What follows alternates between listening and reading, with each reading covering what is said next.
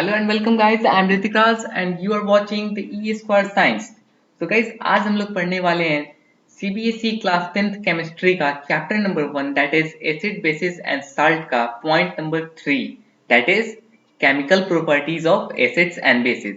Guys आज हम लोग पढ़ेंगे कि एसिड में हम अगर मेटल को रिएक्ट करा रहे हैं तो हमें क्या मिलेगा, अगर हम बेसिस में मेटल को रिएक्ट करा रहे हैं तो क्या मिलेगा। ऐसा कुछ केमिकल प्रॉपर्टीज पढ़ेंगे एसिड के बारे में और बेस के बारे में कि किससे क्या रिएक्ट करेगा तो क्या बनाएगा। ठीक है, किससे रिएक्ट करेगा एसिड तो क्या बनाएगा और बेस किससे रिएक्ट करेगा तो क्या फॉर्म करेगा। ओके, तो गाइज आज का लेक्चर स्टार्ट करने से पहले अगर आपने इस चैनल को अभी तक सब्सक्राइब नहीं किया है तो कर लो और बगल में जो बेल आइकन है उसे भी क्लिक कर दो। ओके, और आप मुझे टेलीग्राम पे ज्वाइन कर सकते हो। आप जाकर सीधा वहां सर्च करोगे ई स्क्वायर साइंस और उसे ज्वाइन कर लोगे और इससे आपको बेनिफिट ये होगा कि अगर मैं अभी जो लेक्चर बता रहा हूँ इसे मैं वहां पे डाल दूंगा, टेलीग्राम पे मैं इसे डाल दूंगा और उसका जो एडिशनल क्वेश्चंस होगा उसे मैं वहां पे डाल दूंगा। ठीक है, और आपको उसे अटेम्प्ट करना है और आपको अगर कोई भी डाउट हुआ तो आप वहां पे मुझसे पूछ सकते हैं। ओके, तो स्टार्ट करते हैं guys. First, properties of acids and basis. ठीक है, तो how do acids react with base metals. Acid जो है वो मेटल से कैसे रिएक्ट करता है। तो गाइस इसका एक जनरल रिएक्शन है, मतलब कोई भी एसिड मेटल से अगर रिएक्ट करेगा तो साल्ट एंड हाइड्रोजन गैस ही बनाएगा, वो चाहे दुनिया का कोई भी मेटल हो या फिर कोई भी एसिड हो। ठीक है, इसके लिए एक रिएक्शन है, वो साल्ट जरूर बनाएगा। अगर मेटल एसिड से रिएक्ट करेगा तो साल्ट बनाएगा और हाइड्रोजन गैस बनाएगा। ठीक है, और इसका एग्जाम्पल देख लो, जैसे कि मैग्नीशियम हो गया और हाइड्रोजन क्लोराइड हो गया। मैग्नीशियम हमारा मेटल है, हाइड्रोजन क्लोराइड दैट इज क्या होता है, ये एक एसिड है। ठीक है, मेटल अगर एसिड से रिएक्ट करेगा तो क्या बनाएगा, साल्ट और हाइड्रोजन गैस। तो magnesium reacts with hydrogen chloride to form magnesium chloride and hydrogen gas. अब अगर फिर सोडियम, सोडियम क्या है, एक मेटल है। सोडियम अगर हाइड्रोजन क्लोराइड से रिएक्ट कराएगा तो क्या बनेगा, सोडियम क्लोराइड और हाइड्रोजन गैस। और जो मैग्नीशियम क्लोराइड यहाँ फॉर्म हो रहा है और सोडियम क्लोराइड फॉर्म हो रहा है, ये क्या है हमारा, ये एक साल्ट है। ओके, अब गाइस बात करते हैं how do basis react with metals. अब जो बेस है वो मेटल से कैसे रिएक्ट करते हैं। ओके, मैंने अब भी बताया कि मेटल से एसिड रिएक्ट करते हैं तो साल्ट और वाटर बनाते हैं। अब मैं बताऊंगा कि बेसिस मेटल से कैसे रिएक्ट करते हैं। Okay, some bases like sodium hydroxide and potassium hydroxide react with metals like zinc and aluminum to liberate hydrogen gas along with the formation of salt। मतलब गाइस इसमें भी साल्ट और क्या hydrogen gas बनेगा, इसमें भी इसका भी जनरल फॉर्मूला ले लो गाइस। क्या होता है, मेटल अगर बेस से रिएक्ट करेगा तो साल्ट एंड हाइड्रोजन गैस बनाएगा, लेकिन ये लिमिटेड है, ये सिर्फ दो बेसिस और दो मेटल में ही होगा। अगर सोडियम हाइड्रोक्साइड और पोटेशियम हाइड्रोक्साइड अगर इन दोनों में से कोई अगर बेस हुआ और अल्यूमिनियम या जिंक इन दोनों में से कोई एक मेटल हुआ तभी हमारा ये रिएक्शन संभव होगा, अदरवाइज ये रिएक्शन संभव नहीं होगा। ठीक है, तो इसमें भी हमें क्या मिलता है, साल्ट और वाटर, सॉरी वाटर नहीं, साल्ट और हाइड्रोजन गैस। ओके, अब थर्ड प्रॉपर्टीज है हमारा, how do metal carbonates and metal hydrogen carbonates reacts with acid. अब जो कार्बोनेट्स है दैट इज CO3 और जो हाइड्रोजन कार्बोनेट इसे हम बाई कार्बोनेट भी कहते हैं दैट इज HCO3। अगर एसिड से रिएक्ट करते हैं तो क्या बनाते हैं, देखो मेटल रिएक्ट्स विद कार्बोनेट और hydrogen carbonate to form salt. Metal जो है वो कार्बोनेट से रिएक्ट करते हैं या फिर बाई कार्बोनेट से रिएक्ट करते हैं तो वो बनाते हैं साल्ट, वाटर और कार्बन डाइऑक्साइड। यहाँ से सीधा सीधा पता चल रहा है कि कार्बोनेट है, कार्बोनेट हमारा रिएक्टेंट में है तो प्रोडक्ट में कहीं ना कहीं कार्बन डाइऑक्साइड होगा ही होगा। ठीक है, तो प्रोडक्ट में हमारा क्या बनेगा, साल्ट बनेगा, वाटर बनेगा और कार्बन डाइऑक्साइड बनेगा। तो इसका जनरल फॉर्मूला क्या होता है, जनरल रिएक्शन इसका क्या होता है, अगर कोई मेटल कार्बोनेट या फिर मेटल हाइड्रोजन कार्बोनेट रिएक्ट करता है एसिड के साथ तो क्या फॉर्म करेगा, salt plus carbon dioxide plus water. ठीक है, मेटल कार्बोनेट या फिर मेटल बाइकार्बोनेट अगर एसिड से रिएक्ट कर रहा है तो साल्ट, कार्बन डाइऑक्साइड और वाटर बनाएगा। ओके, और इसका कुछ एग्जांपल्स हैं जैसे कि Na2CO3। Na2CO3 क्या है गाइस? Na हमारा मेटल है, CO3 हमारा कार्बोनेट है। अगर मेटल कार्बोनेट हुआ ना, मेटल कार्बोनेट एसिड से रिएक्ट कर रहा है तो क्या बनाएगा? मेटल HCl हमारा एसिड है। ओके, तो NaCl that is salt, H2O that is water and CO2 होगा गाइस, यहाँ पे गलती हो गया, यहाँ 2 होगा, CO2 होगा that is carbon dioxide not carbonate. Okay, यहाँ गलती है, एक मिनट रुक जाओ।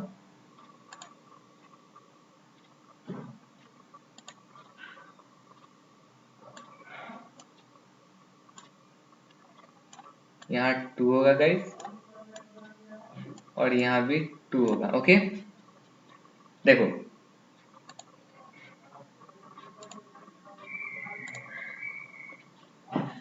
अगर हम मेटल कार्बोनेट को एसिड से रिएक्ट करा रहे हैं तो क्या मिलेगा हमें?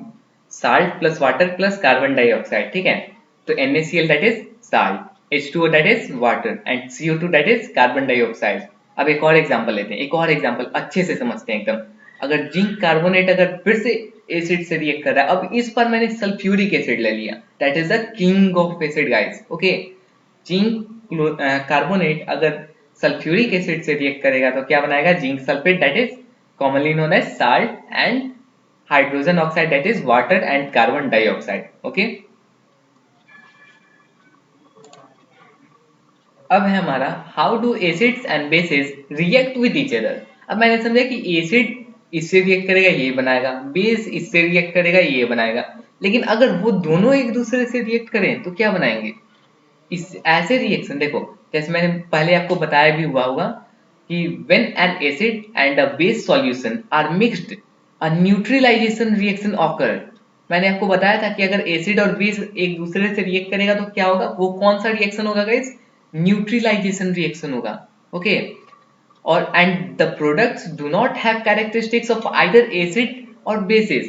और उस जो प्रोडक्ट्स होगा हमारा, उसके पास जो प्रॉपर्टीज है सिर्फ एसिड का नहीं होगा और ना ही बेस का होगा, ना तो एसिड ना तो बेस, वो बीच में रहेगा, उसका pH 7 होगा। ठीक है, उसका pH क्या होगा? 7, क्योंकि वो न्यूट्रलाइजेशन हो रहा है, वो न्यूट्रल कर दे रहा है उस सब्सटेंस को। Okay, instead a neutral salt and water is formed. अब वाटर फॉर्म होगा और एक न्यूट्रल साल्ट बनाएगा जिसके पास कोई एसिडिक प्रॉपर्टीज नहीं है, कोई बेसिक प्रॉपर्टीज नहीं है, उसके पास सिर्फ न्यूट्रल है, वो न्यूट्रल साल्ट बनाएगा। ओके, एग्जांपल में ले लो HCl और NaOH। HCl that is acid and NaOH that is base. Okay, ये एक दूसरे से रिएक्ट कर रहा है, एसिड और बेस, तो क्या बना रहा है? Sodium chloride and hydrogen oxide that is salt plus water.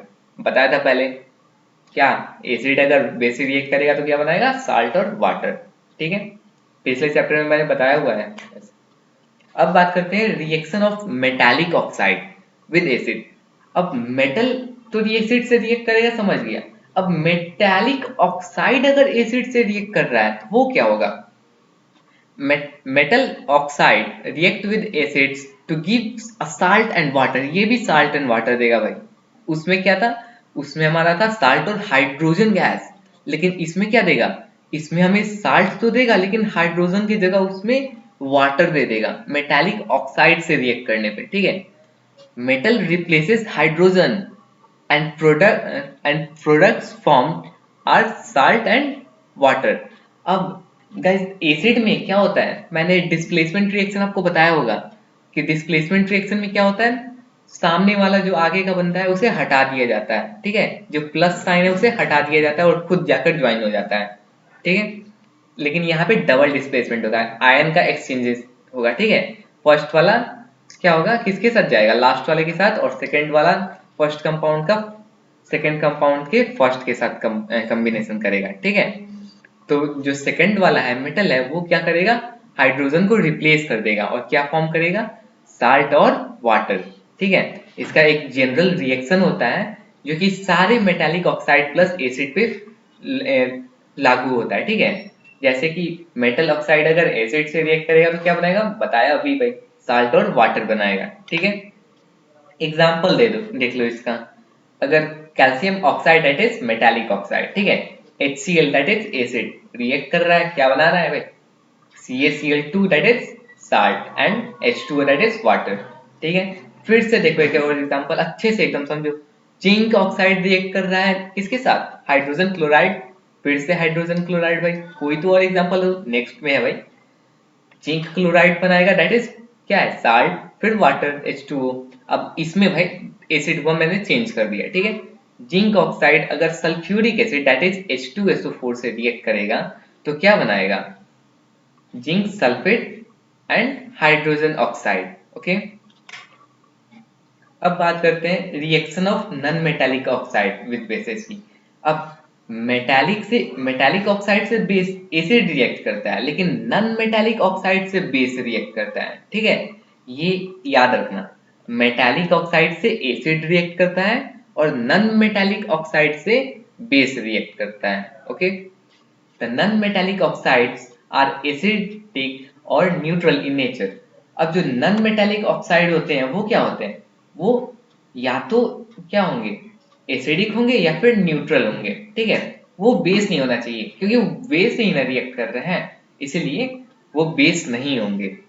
Non metal क्या होता है, पीरियोडिक टेबल के राइट साइड होता है, ठीक है। और बेसिस कहाँ होता है, लेफ्ट साइड होता है, ठीक है। बेसिस यानी कि मेटल और एसिड यानी कि नॉन मेटल, ठीक है। अगर नॉन मेटालिक ऑक्साइड रिएक्ट कर रहा है, रिएक्ट करेगा क्या है, एसिड से, तो क्या फॉर्म करेगा, सॉरी यहाँ पे गलती हो गया फिर से। नॉन मेटल्स ऑक्साइड अगर रिएक्ट करेगा बेस से, बेस अगर बेस से रिएक्ट करेगा तो क्या फॉर्म करेगा, साल्ट और वाटर, इसमें भी साल्ट और वाटर फॉर्म करेगा, ठीक है, दैट इज बेस, ठीक है। नॉन मेटालिक ऑक्साइड अगर बेस से रिएक्ट करेगा तो साल्ट और वाटर बनाएगा, मैंने यहाँ रिएक्शन सही लिखा है, ठीक है, यहाँ बच गया। नॉन मेटालिक ऑक्साइड अगर बेस से रिएक्ट कर रहा है तो साल्ट और वाटर बना रही है, सारे non metallic oxide plus base के लिए लागू होगा, ठीक है। कोई एक स्पेशल के लिए नहीं है, स्पेशल सिर्फ पहले था, ठीक है। पहले मैंने बताया था आपको, अगर रिएक्ट कर रहा है किसके साथ, मेटल अगर बेस से रिएक्ट कर रहा है तब ये होगा, सारे पे लागू नहीं होगा, लेकिन यहाँ पे सब पे लागू होगा, ये जनरल रिएक्शन है, ओके। ठीक है। सो गाइस यहाँ पे हमने जो केमिकल प्रॉपर्टीज है एसिड बेसिस एंड साल्ट का उसे कवर कर लिया है। अगर वीडियो अच्छा लगा हो तो लाइक कर दो। तो मिलते हैं अपने नेक्स्ट वीडियो में, तब तक के लिए बाय बाय।